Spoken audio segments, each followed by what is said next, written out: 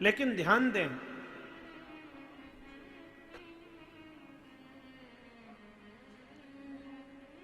जीवन में जब तक हम दो बातों को नहीं छोड़ेंगे तब तक भगवान के चरणारविंद की भक्ति हमें प्राप्त नहीं हो सकती। भैया, भगवान की प्राप्ति में जो सबसे बड़ी दो बाधाएं हैं, जब तक उन अवरोधों को हम दूर नहीं कर देंगे तब तक श्री हरि की प्राप्ति कैसे हो सकती है। इसलिए आवश्यक है मन, कर्म और वाणी से दृढ़ता पूर्वक हम दो बातों को सदा के लिए त्याग दें। पहला है अहमता और दूसरी है ममता। गोकर्ण जी महाराज ने पिता आत्मदेव को यही उपदेश किया है। अरे पिताजी, जब तक आप देह के प्रति जो आपका मैं भाव है, देह के प्रति जो आपका अहंता का भाव है, वो नष्ट नहीं करेंगे, जब तक देह में मैंपना बना रहेगा और जब तक देह के जुड़े हुए संबंधी और देह जनित वस्तुओं में ममता बनी रहेगी, तब तक भगवान की प्राप्ति नहीं हो सकती। अहमता और ममता दोनों भगवत प्राप्ति के सबसे बड़े बाधक हैं। हम कुछ भी कर लें, हम कैसा भी क्यों न कर लें, लेकिन हमारी अहमता और ममता हमसे शीघ्र छूटती नहीं है।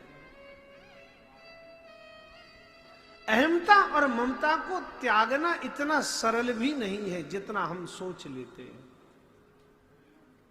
कई बार हम सोचते हैं कि हम अहंकार नहीं करेंगे, हम किसी से ममता नहीं रखेंगे, लेकिन इस संसार में ऐसा भी शीघ्र हो नहीं पाता, क्योंकि अविद्या जनित जो ग्रंथियां हैं उनके बंधन से जीव जल्दी मुक्त नहीं हो पाता। इसलिए आवश्यकता है पहले हम अपनी अहमता और ममता का त्याग करें। अहमता और ममता दोनों मिटती हैं ज्ञान के द्वारा। जब तक हम ये जान न लेंगे कि संसार में जो कुछ भी दिखलाई पड़ रहा है वह सब एक दिन मिटने वाला है, जब तक हम ये ना विचार कर लेंगे संसार में जो कुछ भी दिखलाई पड़ रहा है वह एक दिन नष्ट होने वाला है, संसार की असारता को जान करके ही इससे अहमता और ममता छूट सकती है। लेकिन ज्ञान मार्ग के इस प्रयोग में थोड़ी सी कठिनाइयां हैं। इसलिए भक्ति मार्ग के आचार्यों ने बड़ी सुगम विधि बतला दी।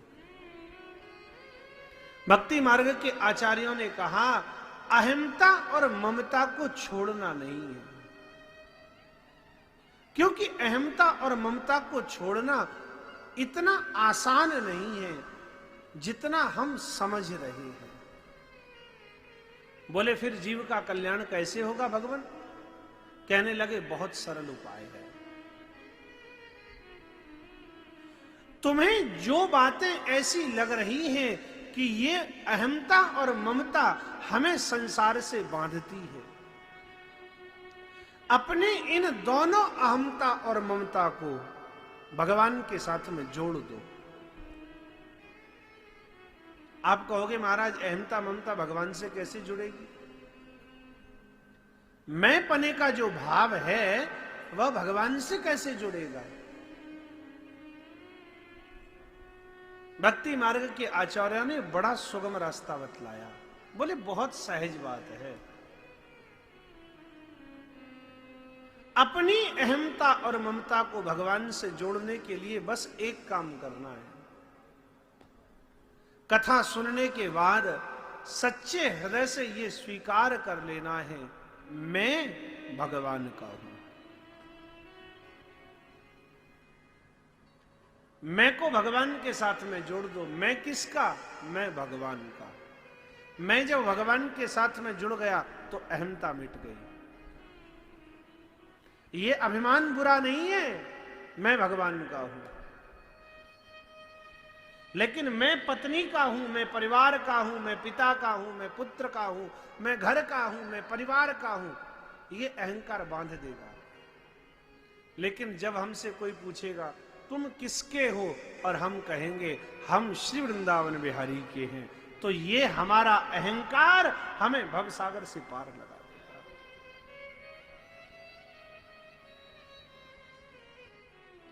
अब ममता को भगवान से कैसे जोड़ोगे? ममता कहते हैं मेरे पने का भाव। संसार, संसार के संबंधी और संसार की वस्तुओं के प्रति हमारे मन में ये भाव है, ये मेरा है, ये घर मेरा है, ये पुत्र मेरा है, ये पत्नी मेरी है, ये पति मेरा है, ये धन मेरा है, ये परिवार मेरा है, ये व्यापार मेरा, ये गाड़ी मेरी, ये मेरेपन का भाव ही तो है। बाकी सच्ची बात तो यह है भैया, संसार में मेरा कहने योग्य हमारे पास एक तिल के बराबर भी कुछ नहीं है।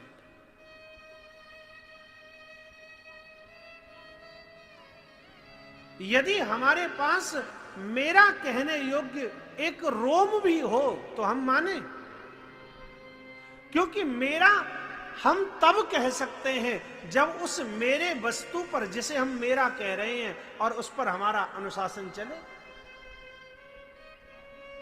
यदि एक शरीर के रोम पर भी हमारा ममत्व है, यदि एक शरीर के रोम पर भी हमारा स्वामित्व है, तो हम उस रोमटे को आज्ञा दें कि तू काला ही बना रहना, सफेद मत होना।